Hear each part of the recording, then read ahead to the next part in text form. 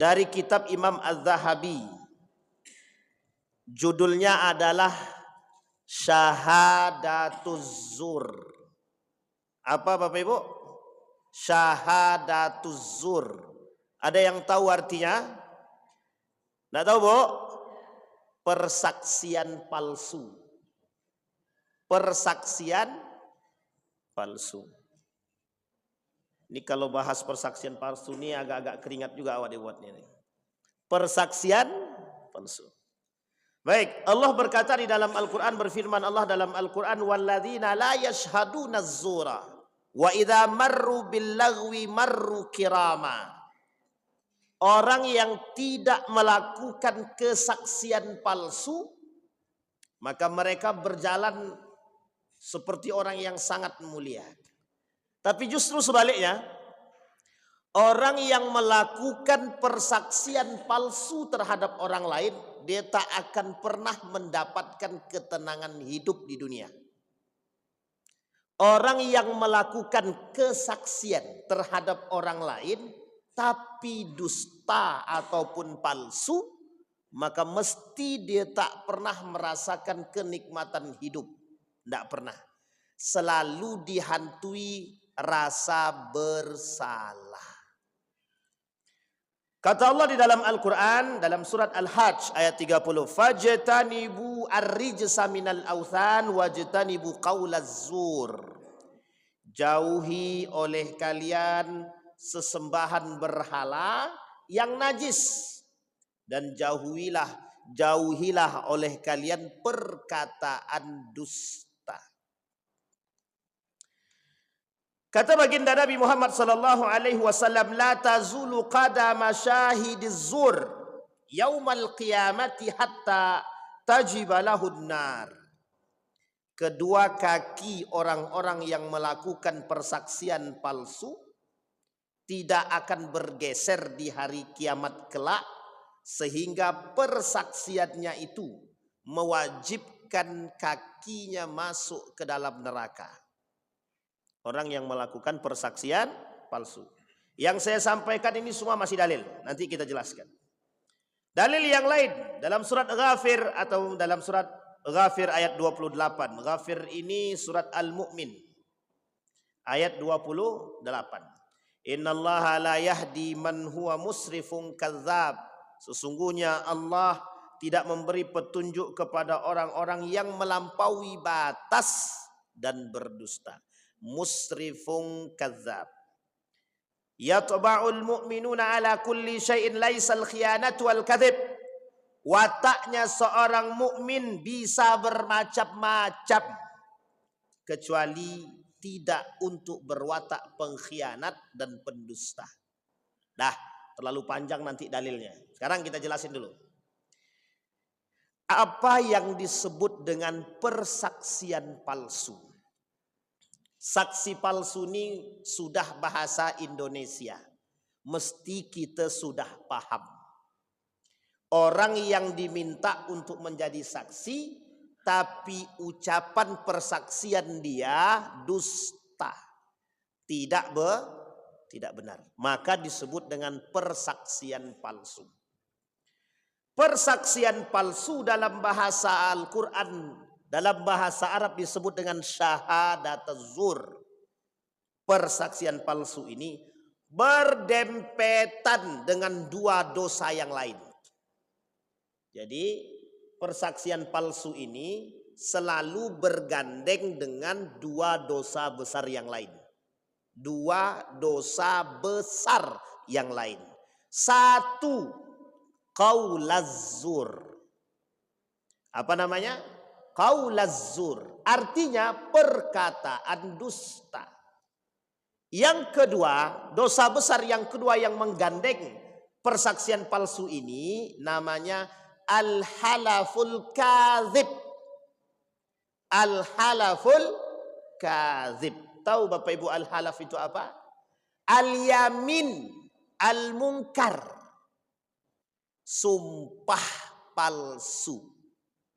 Dia mesti bergandeng tuh. Saksi, kalau dia melakukan persaksian palsu itu, mesti dia juga melakukan dua dosa besar yang lain. sumpah palsunya dan perkataannya palsu. Kalau ada orang diminta jadi saksi di pengadilan, dipanggil, Pak. Apakah Anda menjadi saksi atas fulan ibn fulan? Ya, saksi. Apakah Anda mengetahui bahwa fulan ibn fulan ini tadi malam membunuh orang atau nembak orang? Dijawab, kata orang saksi ini tadi, saya tadi malam tidak melihat adanya pembunuhan. Kata dia begitu. Tahu-taunya sudah ada kong kali kong. Jadi pokoknya besok kalau kau jadi saksi, pokoknya kau aja jadi saksi. Kau katakan semuanya. Nanti pokoknya engkau aman. Berapa kau minta? 20 juta? 50 juta? 60 juta? 50 juta? Wah, tawar-tawar di situ. Lakukan nego. Saya minta 200 juta saja. Baik. Akhirnya dilakukan sesuai kesepakatan 200 juta. Persaksiannya apa? Pokoknya nanti engkau di pengadilan bersaksilah bahwa aku ini orang baik. Nanti sebelum menjadi saksi dia disumpah dulu. Taruh kepala. Siapkah Anda menjadi saksi? Siap. Siapkah Anda berkata dengan perkataan jujur? Siap. Wah, disumpah itu. Tapi ternyata sumpahnya palsu. Karena sudah dibeli. Jadi Bapak Ibu, ini perlu kita pahami. Orang yang menjadi saksi pernikahan, hati-hati. Kalau kita nggak kenal anak yang nikah itu, nggak usah sok-sokan jadi saksi. Besok pertanggungjawabannya di hari kiamat. Bagaimana menurut Bapak anak ini baik? Baik dia, padahal nggak pernah ketemu. Cuma baru ketemu tadi aja. Langsung dia bilang baik. Dusta nggak tuh? Dusta. Kalau kita nggak tahu orang, nggak usah jadi saksi. Baik. Sekarang Bapak Ibu sekalian yang berbahagia. Di dalam Al-Quran Allah sebut kalimat saksi, syahid. Kata Allah di dalam Al-Quran, wa idza tadayantum bidainin ila ajalin musamman faktubuh wal yaktub bainakum katibun bil adl wala ya'ba katibun. Kata Allah di situ disebutkan orang yang berhutang dan yang dihutangi dalam transaksi hutang ini, maka harus ditulis hutang tersebut. Sebagai penguat hutang piutang ini, transaksi hutang piutang ini harus menggunakan saksi. Saksinya berapa? 2 laki-laki atau 3 perempuan. 2 laki-laki atau 3 perempuan. Apa tujuan saksi ini? Ketika satu saat nanti terjadi miskomunikasi atau gesekan, yang mohon maaf ternyata tulisan kita ini hilang, orang yang bersaksi inilah yang kelak yang akan memberikan persaksian. Misal contoh saya berhutang dengan Bang Didi. Bang Didi, aku pinjam uang abang 30 juta. Saksikan wahai teman-teman, kalian saksikan baik-baik. Aku pinjam uang kepada beliau 30 juta. Ada kawan awak di sini si A dan si B. Ditulis. Dilalah tulisannya hilang. Maka ketika Bang Didi minta kepada saya, Ustadz, mana hutang Ustadz yang 30 juta kemarin belum Ustadz bayar? Loh, saya tidak bisa mengatakan, oh saya nggak pernah berhutang. Karena tulisannya sudah hilang. Ternyata ada yang menyaksikan. Kata 3 orang yang menyaksikan atau 2 orang ini, Ustadz kemarin pinjam duit di depan saya. Maka Bapak Ibu, kenapa hutang piutang itu menyebabkan masalah? Karena kadang kita hutang piutang ini tidak pakai tulis. Yang kedua, kita tak pakai saksi. Sudah tidak pakai tulis, tidak pula pakai saksi. Tidak pula pakai materai. Jadi tidak bisa. Apa yang mau kita buat? Nah sekarang pertanyaannya. Si fulan orang yang dihutangi, nagih hutang. Tapi tidak ada catatan, tidak ada saksi. Kata yang berhutang bisa enggak yang berhutang nih bilang, enggak pernah saya menulis. Silahkan datangkan saksinya gitu. Wong saksi nggak ada. Mana catatannya? Wong catatannya nggak ada. Meskipun dia dusta bersumpah, tapi dia sumpah nih. Unik ya Ibu ya. Orang yang sudah ada saksinya saja orang tak mau bayar, apalagi yang tak ada saksi. Coba bayangkan tuh. Yang ada saksi masih hidup, yang tertulis saja orang nggak mau bayar. Apalagi yang tidak. Ini kasus Pak, ada kasus ini unik betul. Tapi bukan hutang piutang, perwakafan. Ada satu masjid tanah diwakafkanlah ke salah satu organisasi. Cuma sayangnya tanah yang diwakafkan itu belum dirubah nama atas organisasi tersebut. Dia tanah ini diwakafkan dari perorangan ke organisasi. Sayangnya tanah ini belum dirubah. Dibangunlah masjid. Setelah dibangun masjid oleh organisasi ini, masjid sudah jadi diambil sekelompok orang. Termasuk di dalam sekelompok orang itu ada anak yang pewakif tadi.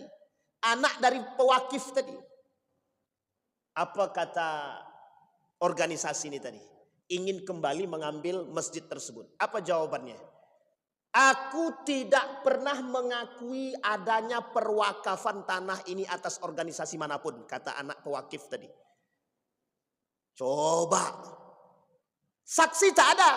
Cuma ada satu saksinya Pak. Ibu kandungnya. Dan ada tulisan tangan bapaknya. Meskipun tanah ini belum dirubah atas nama organisasi. Cuma anaknya nggak mau mengakui tentang perwakafan tersebut. Sayangnya lagi ibunya nggak mau berbicara. Karena yang termasuk dalam saksi tanda tangan itu adalah ibunya sendiri. Coba. Itu capek-capek aja sholat itu. Capek-capek aja sholat dia itu nggak ada gunanya itu. Karena nggak bermanfaat dalam urusan hal seperti itu, dia nipu terus itu. Nah, kembali kepada poin tadi. Bapak Ibu, persoalan seperti ini disebut Nabi dalam hadisnya. Ittaquz zulma fa inna zulma zulumatin yaumal qiyamah. Ini bagian daripada kezaliman. Ada yang dirugikan, ada yang mengambil untung, bukan diuntungkan, mengambil untung atas kerugian orang lain. Orang yang mengambil keuntungan di atas kerugian orang lain zalim. Sampai sini paham ya Bapak Ibu ya? Nah, sekarang kita perhatikan kembalikan. Maka persoalan persaksian ini itu sangat ribet. Kenapa saksi ini penting? Kenapa saksi nikah itu penting adanya saksi? Kalau tidak ada saksi tidak bisa Pak. Tidak mau orang kecuali nikah siri. Itu pun pasti pakai saksi. Meskipun orang yang menjadi saksi itu orang belian. Orang sogokan. Kenapa pentingnya saksi itu? Untuk memberikan pendapat, untuk memberikan keterangan bahwa orang yang menikah ini layak untuk menikah. Sampai di sini paham ya Bapak Ibu ya? Harusnya selaku KUA itu cross check benar yang jadi saksi itu. Cross check betul. Kau siapa jadi saksi? Aku ini keluarga. Keluarga mana? Jauh mana? Rupanya nggak ada kaitan. Susah Pak. Orang yang berhak memberikan saksi itu adalah satu yang mengerti. Ada syarat Pak. Ada syarat orang yang bisa memberikan persaksian mengerti. Kalau tidak mengerti tidak bisa. Yang kedua balik Pak. Orang balik wajib jadi saksi. Boleh jadi saksi boleh. Kalau tidak balik tidak bisa jadi saksi. Saksinya anak kecil gimana? Orang akalnya belum sempurna. Sampai sini paham ya? Baik, sekarang kita kembalikan. Persaksian palsu. Nah, itu saksi. Makanya dalam Al-Quran disebut dengan syahadah, persaksian. Nah, persaksian seperti ini selalu akan kita temukan dalam berbagai macam perbuatan apapun itu, termasuk pernikahan, akte dan lain sebagainya. Banyak. Saksi siapa? Si A. Dalam surat tanah, saksi siapa? Si B, Pak RW, Pak RT, kan dan lain sebagainya. Butuh saksi. Nah, apa yang harus kita awasi? Apa yang harus kita perhatikan dalam urusan persaksian ini? Satu yang harus kita perhatikan. Hati-hati dengan persaksian ini. Yang harus kita jauhi pertama, kedustaan. Kalau persaksian itu adalah kedustaan, maka perkataan dia adalah dusta. Contoh yang tadi kita sampaikan. Apakah Anda melihat si Fulan bin Fulan membunuh orang dengan nembak? Oh, enggak pernah Pak, saya enggak pernah nembak, enggak pernah lihat. Bahkan saya enggak pernah mendengar pistol itu. Ya enggak ada masalah kalau ternyata betul. Tapi kalau ternyata dia benar menyaksikan tapi dia melakukan dusta, ini yang menjadi problem kita sekarang. Dan ini banyak. Tidak skala besar saja, skala kecil pun bisa. Saya ambil contoh sederhana. Ada kasus seorang anak di pengadilan agama. Dalam tuntutan harta warisan terhadap ibu kandungnya. Jadi gini ceritanya Pak. Seorang ibu kandung dituduh menahan harta warisan. Maka anak ini mencari keluarganya yang bisa sejalan dengan diri dia. Sejalan dengan diri dia. Untuk menjadi saksi di pengadilan. Apa tuntutan anak ini? Tuntutan anak ini adalah perdata yang berakibat pada pidana. Apa tuntutannya? Tuntutannya adalah kalau terbukti ibu ini menahan harta warisan yang itu ada hak anaknya, maka ibu ini tertuduh sebagai seorang maling. Kalau maling berarti pidana. Selesai Pak ya.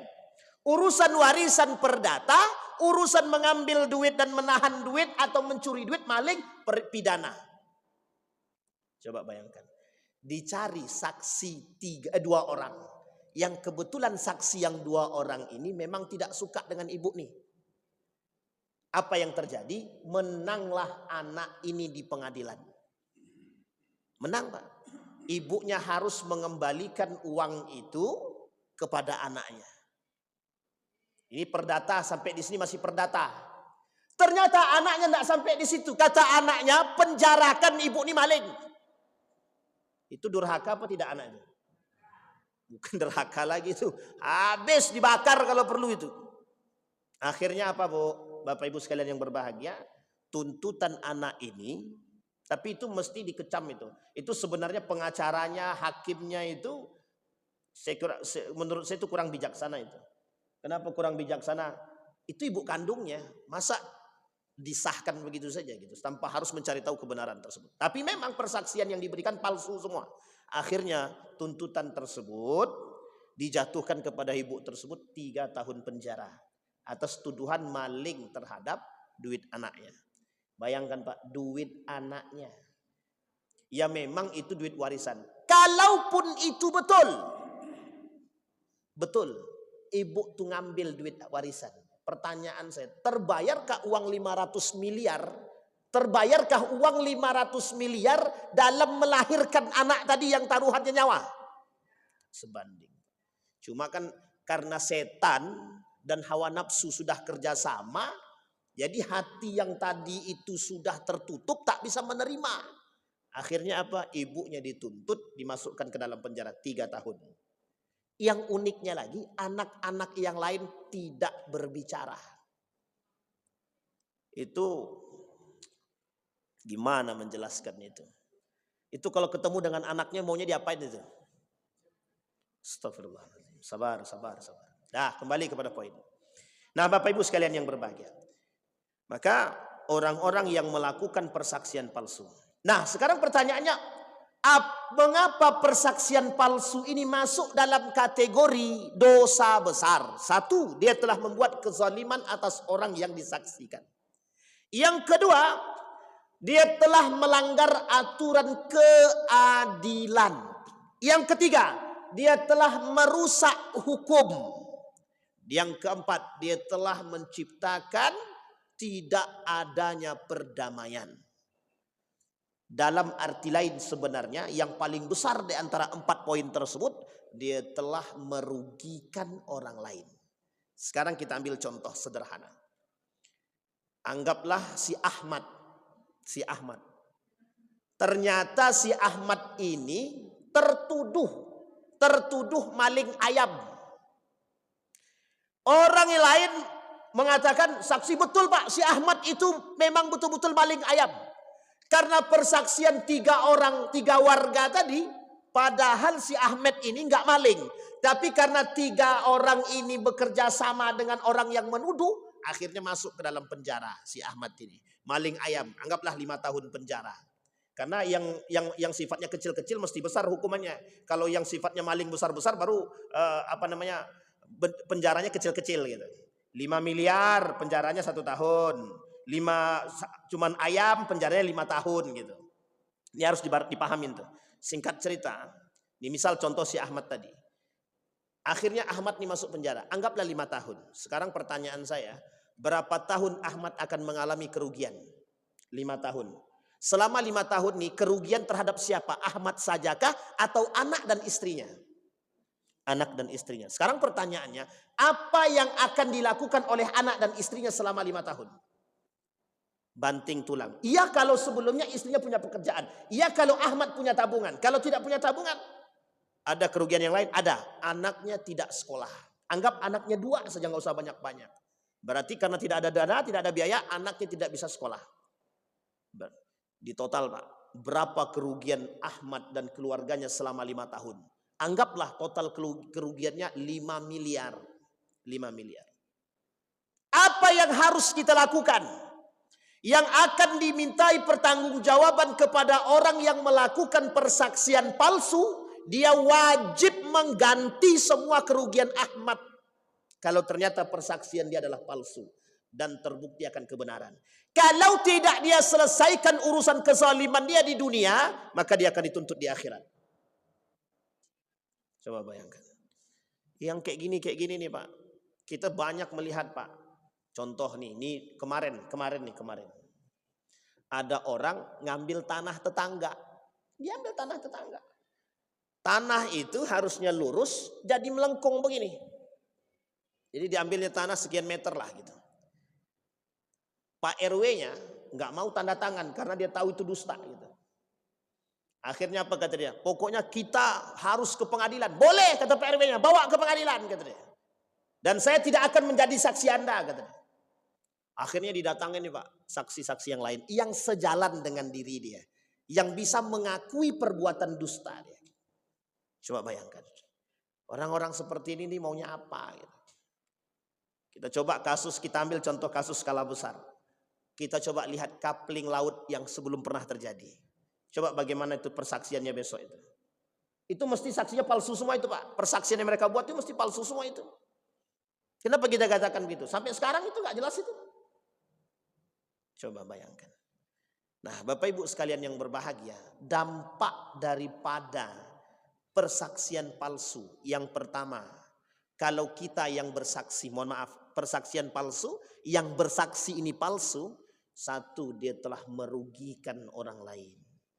Ya kalau cuma 1 hari, 2 hari Pak. Kalau setahun, 2 tahun. Kita sudah menzalimi 1 keluarga. Yang kedua. Bagi orang yang bersaksi, bagi orang yang disaksikan tadi. Dia telah mendapatkan ketidakadilan atas perbuatan orang-orang yang tidak semestinya melakukan perbuatan demikian. Dan ingat, sama pada poin yang pertama, masuk dalam kategori zalim. Maka dikatakan oleh Allah, apakah mereka itu berharap, apakah mereka mengira Allah akan diam atas perbuatan kezaliman yang mereka lakukan, kata Allah? Tidak. Allah tidak tinggal diam atas perbuatan kezaliman yang telah mereka lakukan. Tidak akan diam. Maka besok persaksiannya di mana? Di hari kiamat Pak. Kalau persaksiannya di hari kiamat, la yanfa'u imanuhum. Tidak akan bermanfaat, iman mereka tidak ada manfaat lagi. Coba. Maka Bapak Ibu, kalau orang sudah bersaksi palsu dan tidak meminta maaf di dunia, maka urusannya belum selesai.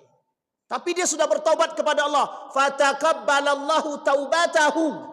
Allah terima taubatnya, tapi urusan dia dengan si fulani bin fulan belum selesai. Makanya Pak, urusan manusia selesaikan di dunia. Anda yang punya utang, uruskan, selesaikan di dunia. Anda yang pernah menzolimi orang lain, uruskan di dunia, selesaikan di dunia. Anda yang punya rasa, yang pernah menyakiti hati manusia, siapapun dia, datang kepada orang yang pernah kita sakiti, minta maaf. Karena kelak pertanggungjawabannya di akhirat. Selesaikan di dunia. Jangan dikira hutang itu cuma duit. Bukan. Janji hutang. Orang yang menyakiti manusia lain hutang. Sampai dia datang meminta maaf. Tapi Ustadz, sebelum aku datang mereka sudah maafkan. Dari mana yang kau tahu? Ya begitu karakter orangnya. Alhamdulillah Pak. Kalau tidak, datang. Cari Pak, cari. Tapi orangnya tidak lagi pernah kami temukan Ustadz. Di mana-mana dia sekarang. Entah dah mati, entah masih hidup gitu kan. Tetap bertaubat kepada Allah. Ini ada satu kasus Pak, kasus terjadi. Ini kasus nyata, cerita ini nyata. Seorang perempuan sudah ibu-ibu, punya anak satu laki-laki. Cita-cita anaknya ini ingin selalu mengajak orang tuanya, ibunya ini ingin sekali mengajak ibunya ini ke tanah suci. Anaknya dagang, jualan Pak. Alhamdulillah niatnya untuk sampai ke tanah suci Allah kabulkan. Berangkat dia sendirian. Di depan Ka'bah dia berdoa, ya Allah tahun depan aku pengen bawa ibuku berangkat haji. Allah kabulkan Pak, Allah luaskan rezekinya Pak. Allah kabulkan Pak, Allah kabulkan. Besoknya tahun selanjutnya dibawanya ibunya Pak. Sampai ke dalam Masjidil Haram, baru mau masuk ke perbatasan. Kalau saya tak salah itu di pintu King Abdul Aziz atau gimana. Pokoknya di antara pintu-pintu itulah. Masuk Pak. Ke dalam masjidnya masuk, ke dalam masjidnya. Pas mau mendekat Ka'bahnya, langsung mata ibunya buta. Buta mata ibunya. Selama dia di depan Ka'bah, ibunya tak pernah bisa melihat Ka'bah. Tidak pernah bisa. Dibawa Pak. Nangis ibunya, sedih ibunya. Dibawa ke hotel. Keluar dari Masjidil Haram, sehat matanya.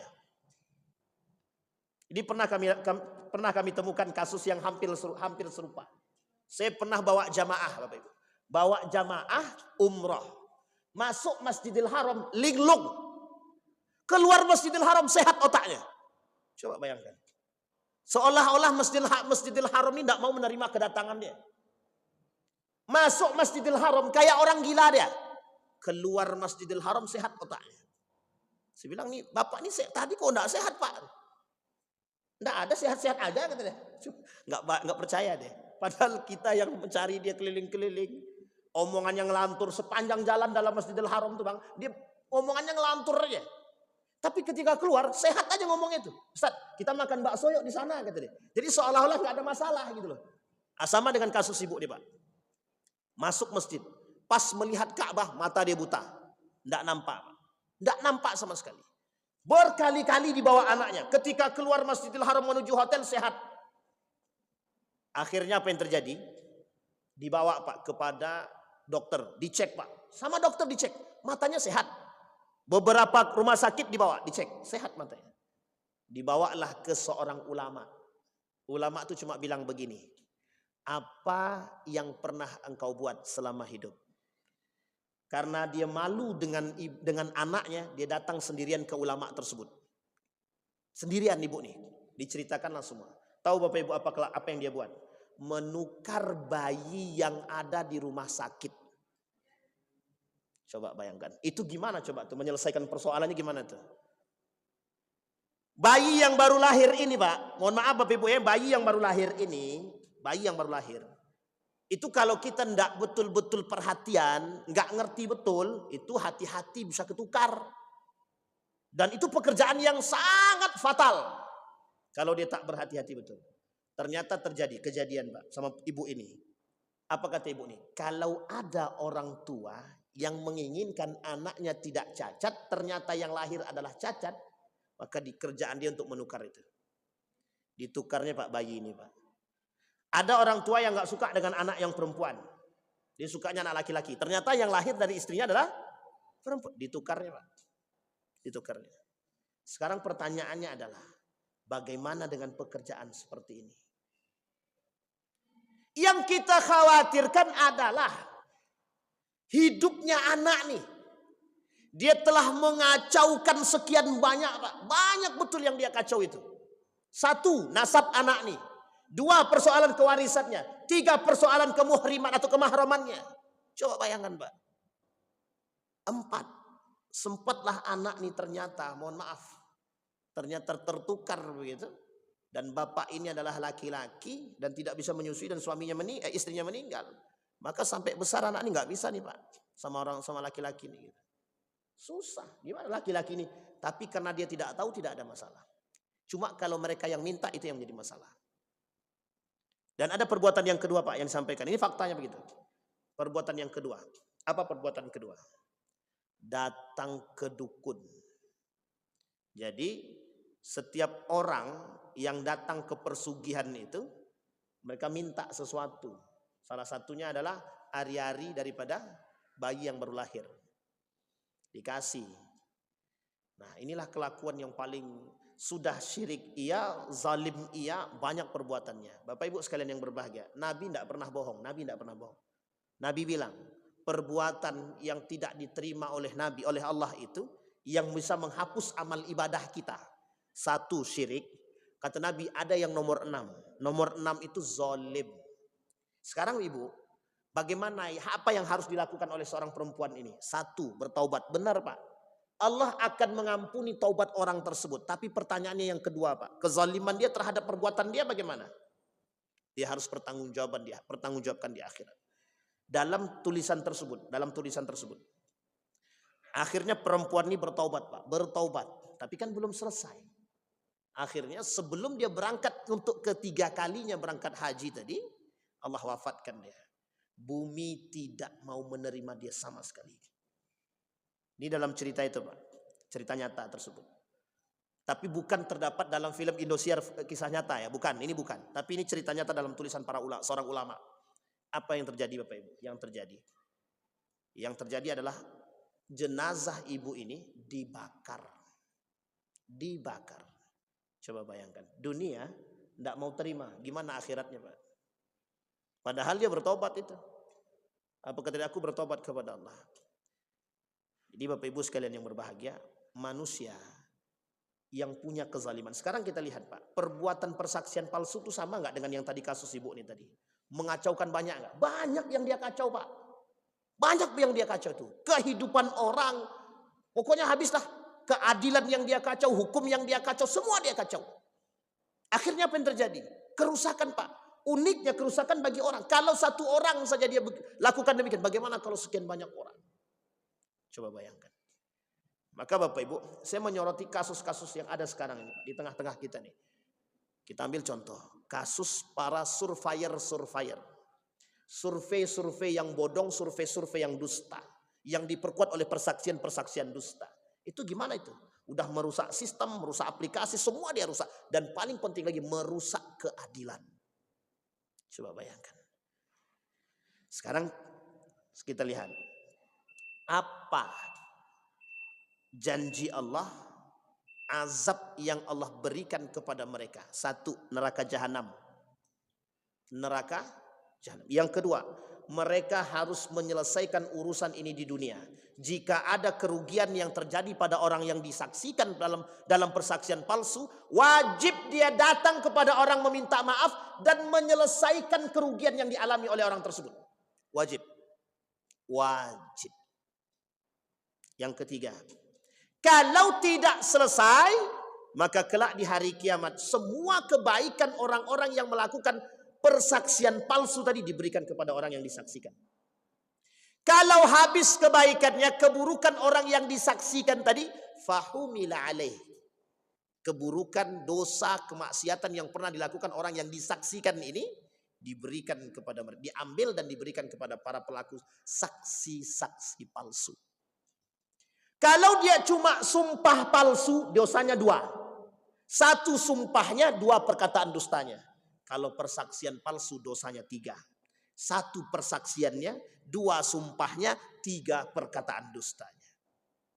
Harusnya lebih banyak. Memang harus lebih banyak. Nah sekarang pertanyaannya adalah, mengapa orang mudah bersaksi? Mengapa orang tidak takut dengan persaksian? Karena kata Nabi, kelak di akhir zaman itu, kata Nabi, persaksian palsu itu akan sering Anda temukan. Kenapa? Karena azab persaksian palsu ini tidak nampak. Kalau Allah tampakkan mesti tak ada yang mau bersaksi. Bapak Ibu sekalian yang berbahagia, karena mereka tidak tahu betapa besarnya tanggung jawab persaksian itu. Maka orang yang diminta menjadi saksi, berpikirlah sebelum Anda menjadi saksi. Karena kalau orang yang kita jadikan, orang yang kita saksikan ini ternyata mohon maaf bertolak belakang dari perkataan kita, kita tak bisa berlepas diri daripada mereka. Karena kita siap dengan apa yang kita saksikan. Kecuali di dalam hati, aku bersaksi bahwa orang ini baik, itu lain cerita. Bapak Ibu, jangan mudah mengucapkan saksi. Aku bersaksi atas mayat ini, selama hidupnya dia baik, aku bersaksi ya Allah bahwa dia orang baik.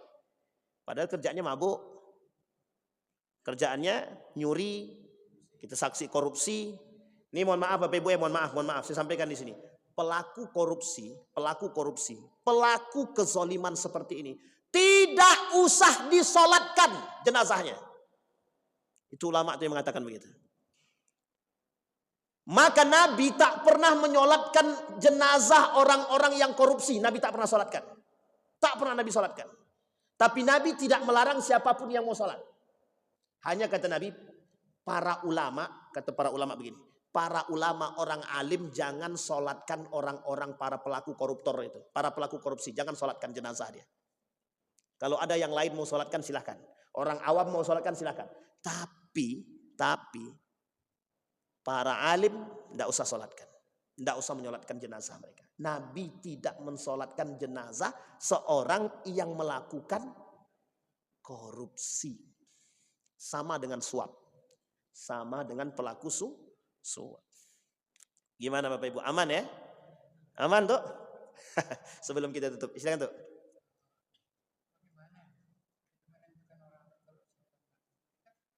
Baik.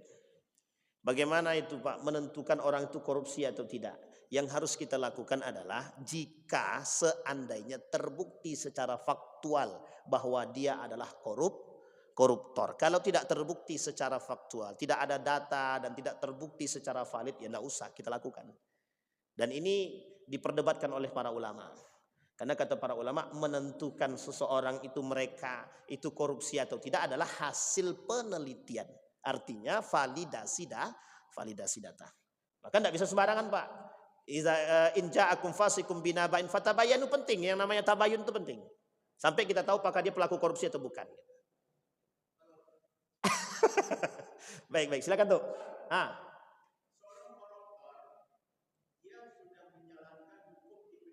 Benar.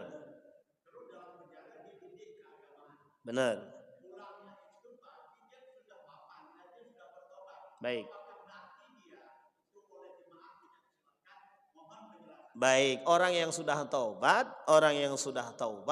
kita tahu zahir dia bertaubat, maka tidak ada masalah, solatkan. Yang dimaksud adalah yang mati dalam keadaan melakukan dan dia tidak bertobat kepada Allah. Tapi bagaimana kita tahu dia tobat atau bukan? Kita lihat secara zahir. Itu yang paling penting.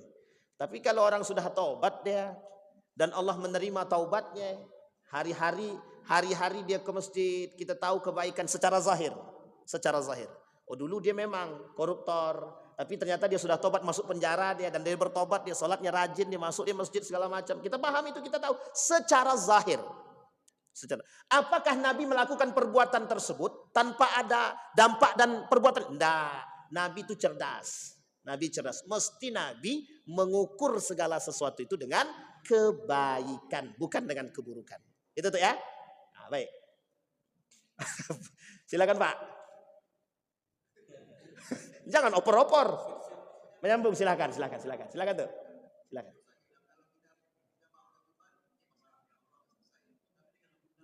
Baik. Persoalan misalkan korupsi dia.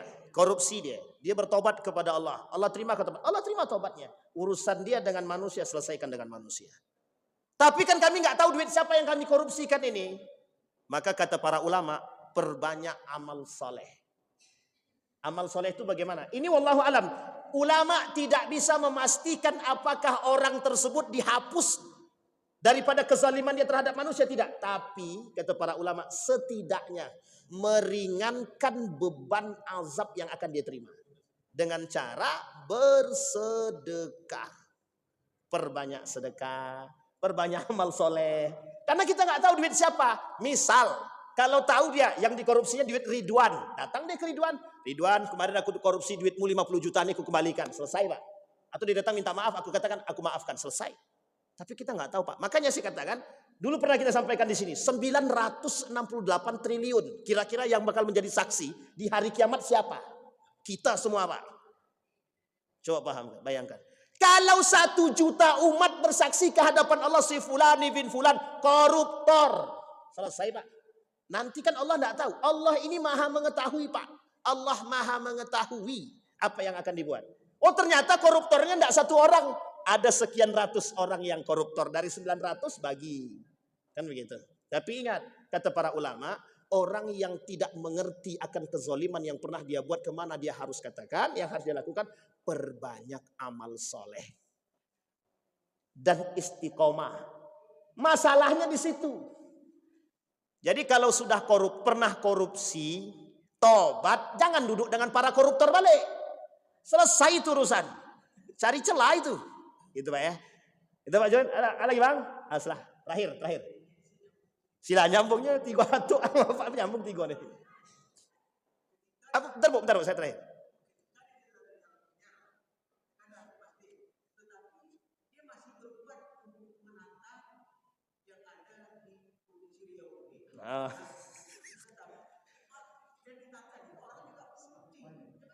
Yeah. Sekarang kalau kita tahu orang tuh dia pelaku korupsi, keluar dari penjara, entah tobat entah tidak, kita nggak tahu, dia berbuat lagi, bekerja sama dengan para pelaku korupsi, sama berarti itu. Nggak usah sholatkan dia lagi kalau mati dia. Nggak usah sholatkan. Itu betul Pak, itu sikap para ulama. Mohon maaf, sikap para ulama dan mereka mengancam perbuatan tersebut. Orang yang masih duduk, mohon maaf Pak ya, orang pelaku kezaliman dan bekerja sama semua dosanya Pak. Makanya mohon maaf Pak ya, orang korupsi 100 juta dengan korupsi 1 miliar, masuk penjaranya sama nggak? Dosanya sama nggak? Masuk penjaranya tetap masuk, cuman tahunnya berbeda kan? Tapi kalau dosanya bareng Pak, sama Pak. Hanya saja nanti kezoliman terhadap manusianya yang berbeda. Coba bayangkan. Kalau 100 juta paling yang dizolimi 10 orang. Kalau 1 miliar yang dizolimi 100 orang. Misal, itu contoh. Gimana Ibu?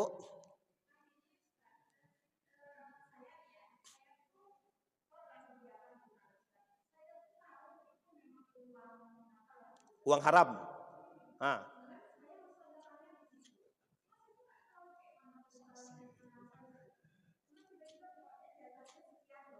Ya. Baik. Tapi Ibu tahu kalau itu haram kan? Susah ya Bu ya? Ya. Baik.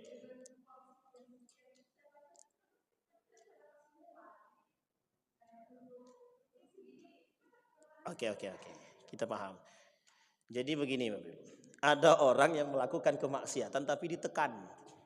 Ada orang yang melakukan kemaksiatan tapi ditekan. Terpaksa melakukan kemaksiatan. Pertanyaan saya adalah bagaimana orang tersebut? Baik. Orang yang tertekan dalam melakukan perbuatan kezaliman atau kemaksiatan, maka kata para ulama ikhtilaf. Ada yang mengatakan seutuhnya ditanggung oleh pelaku yang menekan.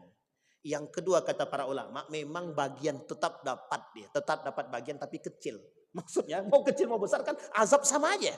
Namanya azab, itu satu Bu ya. Yang kedua, kalau kita berani jangan tanda tangan. Kalau kita tahu keharaman itu. Ini seperti contoh SPPD fiktif nih. Loh, saya kasih contoh Pak. Ini kan karena sudah mendunia kasus ini, bukan meng-Indonesia lagi, mendunia. Artinya Pak, ya ini memang penyakit gitu. Jadi kalau kita tahu keharaman sesuatu, mohon maaf Pak, mohon maaf betul. Tapi taruhannya adalah pekerjaanku. Mohon maaf Bapak Ibu, yang perlu Bapak Ibu pahami saya tekankan. Apa yang harus tekan? Orang yang sudah PNS tidak akan bisa dipindahkan sampai dia mendapatkan hal-hal penting yang bisa digeser, Pak. Paling cuma mohon maaf, apa namanya, mutasi, ya. Tapi kalau mengcancelkan PNS-nya agak sulit sedikit. Jadi Bu, mohon maaf, saya katakan kalau Ibu berani lantang saja, lawan aja, tidak ada masalah. Karena kelak tangan kita ini dimintai pertanggungjawaban. Apalagi mohon maaf kita tahu yang haram tapi kita masih tanda tangan. Nah, ini masalahnya penting. Yang ketiga Ibu, yang harus kita lakukan kalau kita pernah berbuat.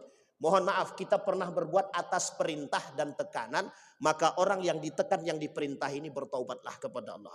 Nanti ketika dimintai persaksian terhadap orang yang menekan kita, sampaikan di hadapan Allah bahwa sesungguhnya aku diperintah.